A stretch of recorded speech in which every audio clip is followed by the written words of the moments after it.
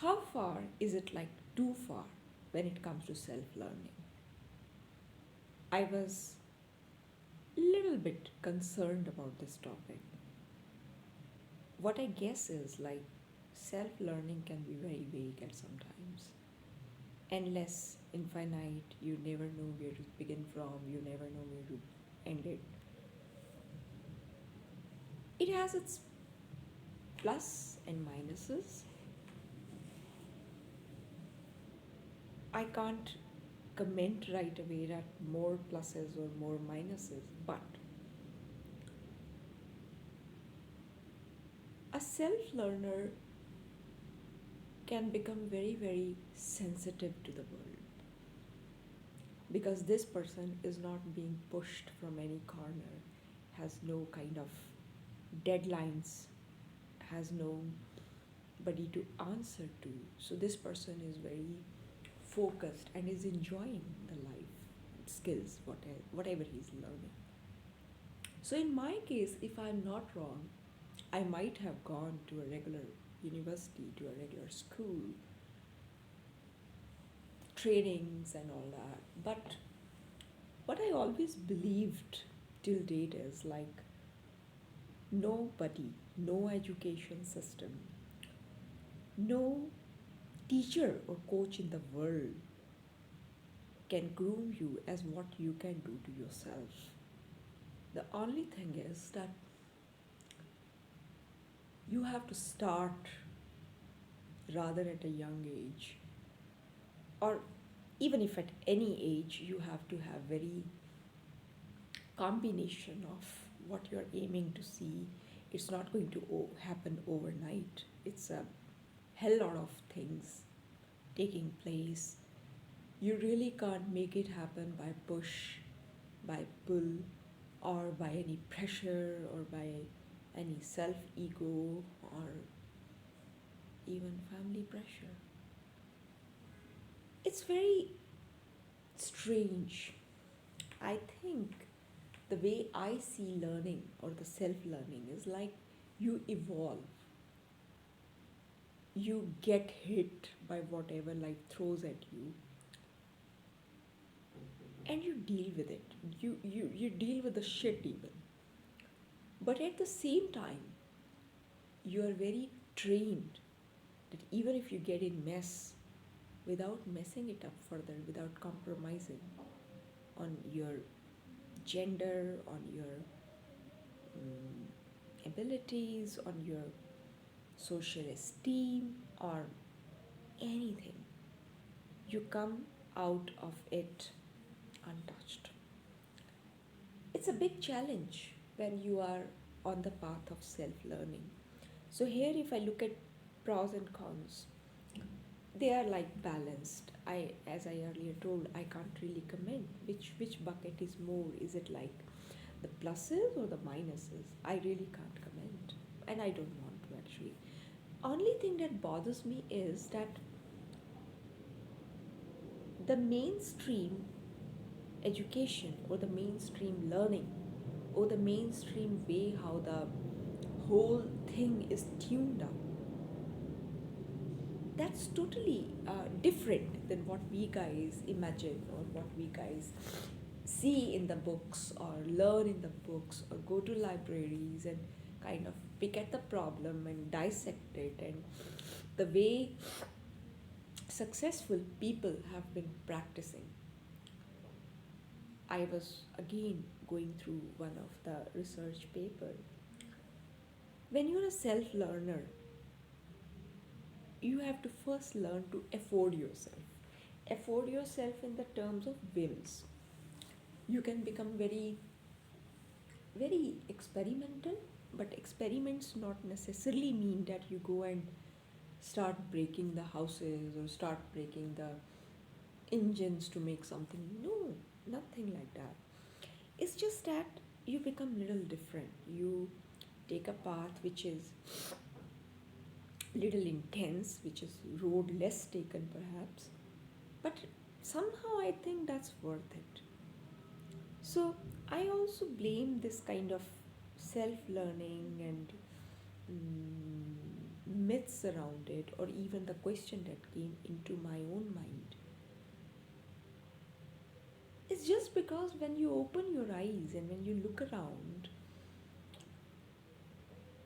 you see that education or learning or the purpose of whatever we are driving at has not been synced in well with spiritualism. And spiritualism literally doesn't mean that you go and become a follower of some cult or start following some stupid Baba or even whatever, It's not a kind of that kind of spiritualism I'm talking about.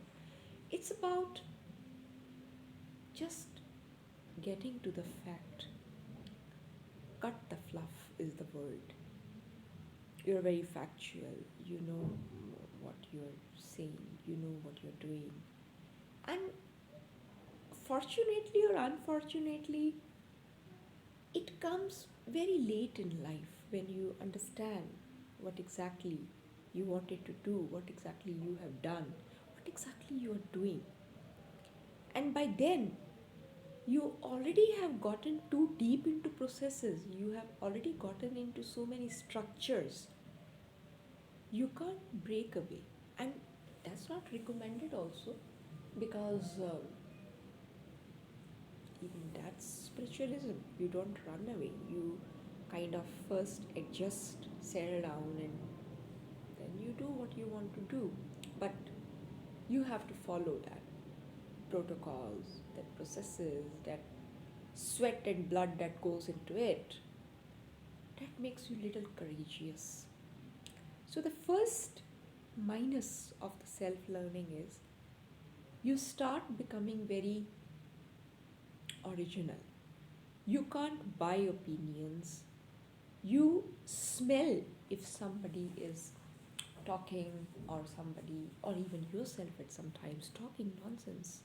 If you're not making sense, if you are kind of covering it up for your ignorance, you can clinch that moment, you can clinch that particular uh, part of your persona, the personality. And that way, I think it's very beautiful if a child is given a full fledged opportunity to expand his or her readings, guided to spend some constructive time in the company of real, practically trained and intellectual folks. Don't make them bookish, please, because that irritates me. Sometimes, I started reading or I started learning not because I was pushed into it, remember that. It was the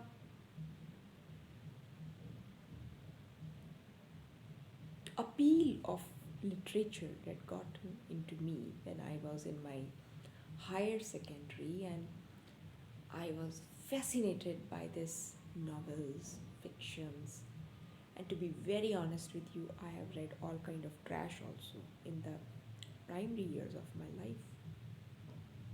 There was again, I won't call it self-learning because mostly it was fiction all the time, and I'm not going to change the genre at all because that's my way of looking at the world. Otherwise, I find it very boring. I find it very impossible to grasp. What the hell? I see everybody doing the same thing: eating, drinking, sleeping, reading, putting data in the brain, selling, uh, buying, hoarding, collecting, spending, whatever. But the vicious cycle of life stays there. But in fiction, I have this opportunity to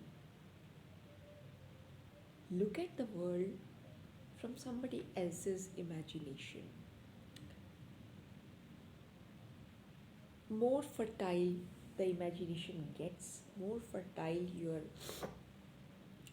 experience level gets, more sensitized you become to the world, more easy it becomes to become yourself. And that's one benefit of self learning I have seen in my life. And yes, sometimes I think that self learning is very tedious, some self learning is also very time consuming.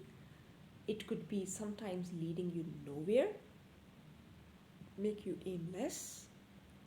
But at the same time, when you come even years after your aimlessness, when you open your eyes and you find yourself little better and sophisticated in your mind in comparison with other things around, it's worth it. The liberal education and its pleasures, its leisures, its its outlook, I wouldn't barter it for anything else when it comes to that. Because ultimately, if you look around, if you kind of, let's talk about anything that's happening around, let's talk about my school years. I visit back. I was a very, very sharp girl in the sense of studies, well protected, well provided for, but at the same time, dumb. I should call myself a dumb, and I hate dumb people. I hate them. So, if I'm not wrong, what got my attention to this fact was that I was little different in mind, a little different in my body also, a little different in my easygoingness. Easygoingness, I would call it as an innocence. Just a minute, I think the call is ringing.